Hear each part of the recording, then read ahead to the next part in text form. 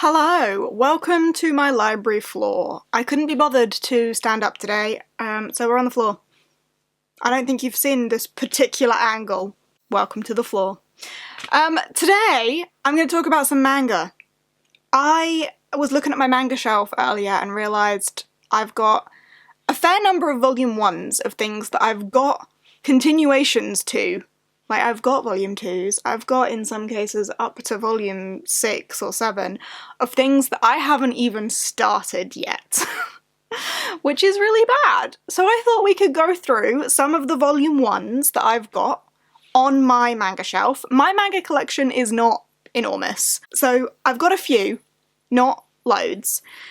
But then maybe you could recommend which ones I should definitely invest my time in, which ones maybe less so, or if I should just do some sort of challenge where I read all of them, all of the volume 1s I have, which, as I say, isn't masses, but is a few. So yeah, let's talk about some manga that I want to read. But before we get started, I would like to say a big thank you to the sponsor of this video, Skillshare. Now, you have probably heard me speak about Skillshare before. Skillshare is an online learning platform that I've been using quite a bit recently. In both my personal and professional life, I've been using it for classes on things like productivity, organisation, illustration, and then UX and UI for my professional life as well. And I've been really enjoying doing that. To give you a quick overview of what Skillshare is all about, Skillshare is the largest online learning platform for creatives by creatives. They have thousands of classes led by industry professionals across a range of topics from photography, illustration, productivity, organisation, marketing, UX, UI, and they've actually recently added a few new topics like AI and innovation, creative careers, and creative inspiration. And speaking of creativity, there's a class that I've had my eye on called Creative Writing Bootcamp, Start a Brand New Story by Myla Goldberg. Every so often I get the writing itch, a little bit of a creative writing itch, and I never really take it anywhere, and I thought that this class would be a great opportunity for me to explore that, and explore that through some of the techniques that Myla takes you through in the class. So maybe that could be a little bit of my creative inspiration to explore creative writing just a little bit. As a reader, a lot of people say, like, have you ever thought about writing? And the truth is, I think about it, but I definitely lack skills. So maybe this is a good opportunity for me to explore developing some creative writing skills. So if you've been considering investing some time in yourself and starting a new learning journey, Skillshare could be the platform to do that, as it gives you the opportunity to explore your creativity as you learn. And if you don't know where to start, they also offer learning paths. Learning paths is something that I've done on Skillshare before. It's like a curated list of classes that follow on from one another to take you from absolute beginner to somewhat experienced in a skill, if you're someone who doesn't know where to begin, to give you that little bit of extra guidance. I really like the learning paths as an option. So of course, I'm happy to let you know that the first 500 people to click the link down in my description will get a free 1-month trial of Skillshare, so you could start your brand new learning journey today. Thank you once again to Skillshare for sponsoring this video. Now onwards with the manga. Right, I have just pulled these off my shelf, so I think they might actually be in alphabetical order. Starting off with Children of the Whales, Volume 1. I first heard of this from Becca and the Books. I don't know where she got up to in this, if she completed it. I'll be honest, I do not know. But she is where I heard of this in the first place. Do I know an awful lot about this? No. I think there is like a civilization on the back of like a whale, and it's floating through the world, the sea. Ah, of course, the main character is the archivist on the mud whale, chronicling the lives and deaths of the people living on this civilization on the back of this mud whale. I don't want to learn too much about this, but their isolated existence on the mud whale is abruptly shattered when a scouting party discovers a mysterious young girl who knows more about their home than they do. I recall it being mentioned that this is a lot darker than you might, and gets a bit grim. I don't know if I'm remembering this correctly, but I'm definitely intrigued and I've got the first 3 volumes of this one, so I would like to give it a go and see what that's all about. So there is number 1. Next up on my list, I have Death Note. This is the Black Edition. So is this 2 volumes? Yeah, volumes 1 and volume 2 combined in this Black Edition. Now, I have heard not the best things about Death Note, to be completely honest with you. I've heard that it maybe starts good and gets worse, and it was definitely more popular a few years back than it is now. I don't know if it's just reputation has gone downhill as the series got worse. I don't fully know. But Light, the main character in this, finds a book. He finds a Death Note, a notebook dropped by a death god. Any human whose name is written in the notebook dies, and now Light has vowed to use the power of the Death Note to rid the world of evil. Will his noble goal succeed, or will the Death Note turn him into the very thing he fights against? I think that's an interesting concept, and I understand how you could have that, like, noble intention to start with, but that could very quickly go down a slippery slope into, as it says, being the evil that you're trying to be rid of quite easily. Like, at what point is it no longer noble and does it become selfish?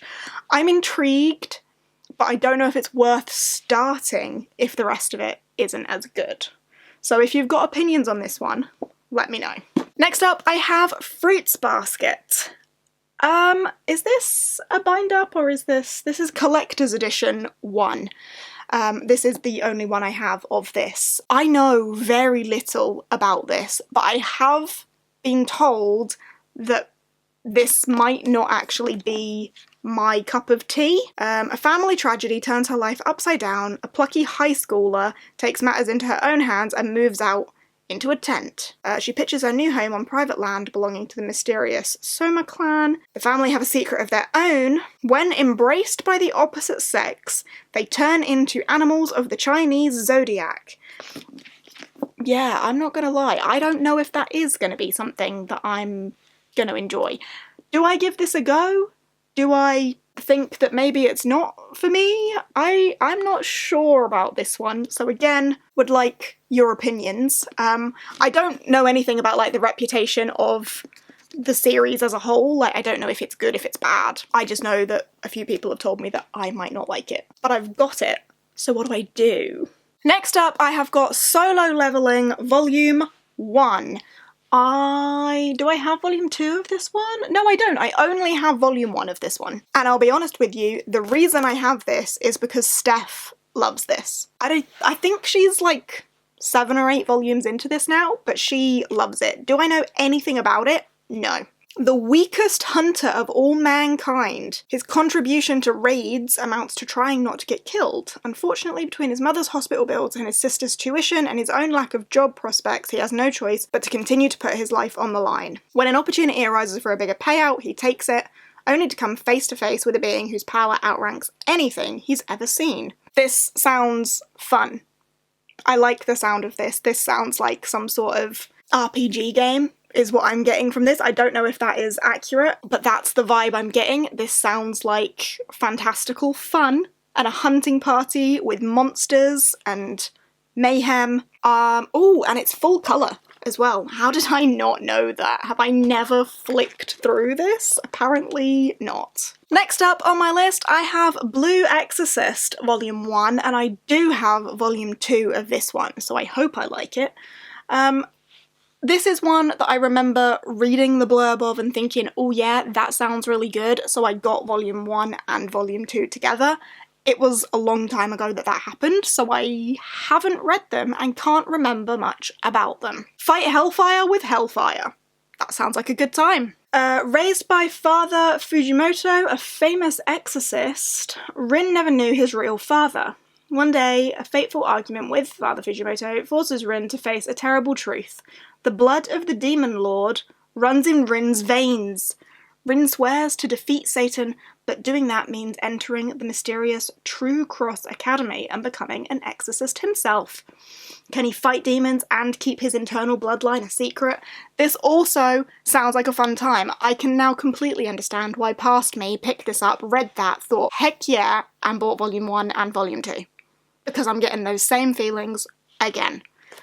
Not one, again, that I know much about, like its reputation, what people think of it. So if you've got thoughts that you want to share, feel free. Do we think I'm going to like this? I'm excited about it all over again.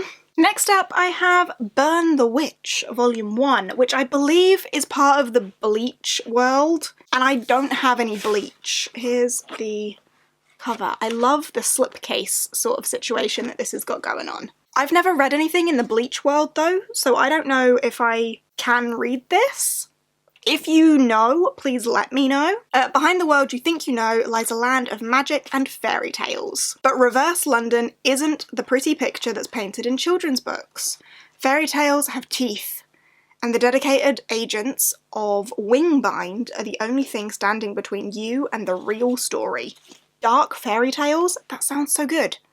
Does it matter that it's set in the world of Bleach and I haven't read any Bleach? Please let me know. Next up is one that Gavin thrust upon me, and it is Dragon Ball. Volume 1 of Dragon Ball. I've never read Dragon Ball. I don't know how I'm going to feel about this, but Gavin has decided that I should read it, so he put it in my hands. Before there was Dragon Ball Z, there was the epic action Dragon Ball, starring the younger version of Goku and all the other Dragon Ball Z heroes. So is this like prequel to Dragon Ball Z? A naive young monkey-tailed boy named Goku, whose quiet life changes when he meets Bulma, a girl who is on a quest to collect 7 Dragon Balls. If she gathers them all, a powerful dragon will appear and grant her one wish. But the orbs are scattered over the world, and she needs Goku's help. Dragon Ball is so famous, but I've never read it, I've never watched it, I've never been exposed to it, so this will be a true beginning. But it's like such a classic that I feel like I have to, and I think that's why Gavin thrust it upon me. Next up, I have Eden's Zero, Volume 1. This is one that I picked up relatively recently and was completely sold by the abandoned amusement park. Our main character, Rebecca, and her cat companion, Happy, arrive at this abandoned amusement park. Little do these newcomers know that this is the first human contact Granbell, which is the amusement park, Granbell Kingdom. This is the first human contact Granbell has had in 100 years. Shiki has lived in this abandoned amusement park among machines and robots, and his former neighbours stir an opportunity for a robo-rebellion, and when his old homeland becomes too dangerous, he joins Rebecca and Happy on their spaceship to escape into the boundless cosmos. That sounds like fun, but I was totally sold by the abandoned amusement park. And then space. Robo-rebellion? That's just got so many things going on in it, and I've not heard anyone talk about it. I don't know any sort of reviews for this one. I came across it when Gavin and I were looking for manga beginning with E, and we stumbled upon this one. And it just piqued my interest from then, and it's been sat on my shelf since. So I would really like to read this, but if anyone's got any opinion on it, let me know, because I really have never heard of anyone reading it. I could just look up reviews, but if you guys have thoughts, please share them. Next up was a gift from Gavin, and it is Food Wars. Food Wars Volume 1. It's foodie. I love foodie books, and the food content in this apparently is like top tier food content.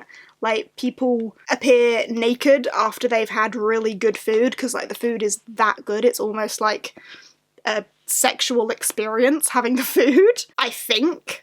That's right, anyway. Yeah, that's what's going on here. I'm excited about this, mainly for the food content, but apparently the plot is also very good as well. Our main character aims to surpass his father's culinary prowess, and he's enrolled in culinary school, and he needs to cut it in a school that prides itself on a 10% graduation rate. Wow.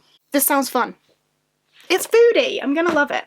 Next up is one that's in plastic. I don't even know what the inside of this looks like, but this is Goblin Slayer. A young priestess joins her first adventuring party, but almost immediately encounters the most unspeakable horrors. I think it might be kind of scary. She's rescued by an enigmatic warrior called Goblin Slayer, and she partners with her saviour on a mission to exterminate all goblins by any means necessary. When rumours of Goblin Slayer's feats begin circulating, there's no telling who might come calling next.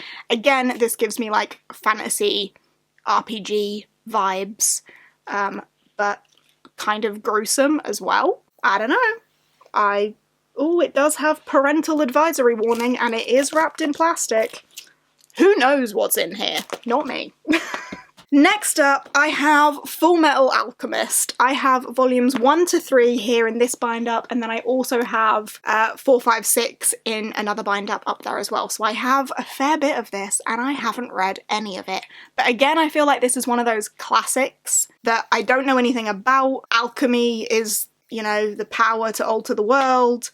Magic, art and science. The world crawls with evil alchemists in pursuit of the ultimate alchemical treasure. Enemies are even more ruthless than they are. It's a classic, right? Like, it's a must-read sort of experience, I feel like. So I've got the first 6 volumes of this. We will see how I go with that when I eventually pick it up. It's one that's been on my TBR for a while, but it's another one of those ones where, like, the commitment of it scares me a little bit, but I know that it is so beloved by so many people, so I really hope I enjoy when I get to this one. And finally, the last volume 1 on my manga TBR is Reign of the 7 Spellblades.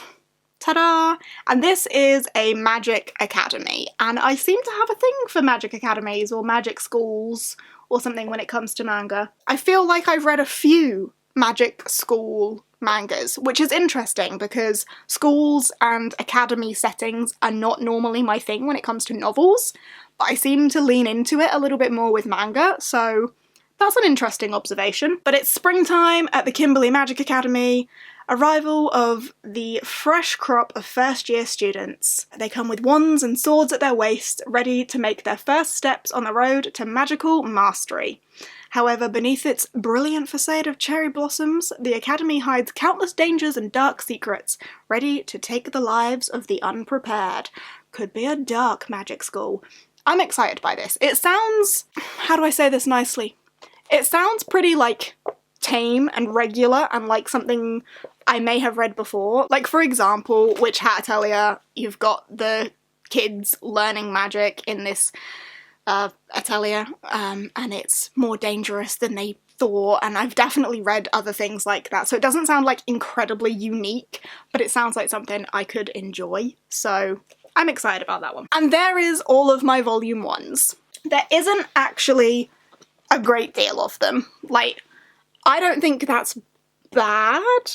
Like, my manga collection isn't huge, so it's not incredibly overwhelming to me. Like, this seems like a very manageable stack of series to begin. But yeah, if you have any particular thoughts on ones that I should prioritise getting to, or ones that maybe I shouldn't bother with, please do let me know. I'm curious. There is that. Thank you ever so much for hanging out with me for a bit whilst I chat through those, reignite some excitement for some of them that I kind of forgot about, and maybe discover some that I'm a bit less excited about than others. Hello, Finn. Thanks for watching, thanks for hanging out. Thank you once again to Skillshare for sponsoring this video. As I say, the link for the first 500 people to get that free 1-month trial will be down below, so thank you to them. But yeah, thanks for watching, and I shall see you in whatever comes next. Bye!